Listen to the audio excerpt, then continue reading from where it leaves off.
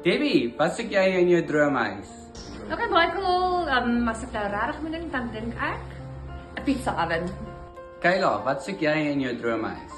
Sjoe Michael, waar begin 'n vroumens? Ek soek 'n groot kombuis, ek soek 'n bad, 'n private chef en 'n jacuzzi. Hi Cindy, wat sal jy sê is daar enig wow in jou nuwe tuise wees as jy 'n woning aanskaf? Jong, Andre, ek soek 'n huis met 'n see-uitsig, dolfyntjies wat rondspring, 'n lekker braai area wat ek die sunset kan kyk met 'n glasie wyn.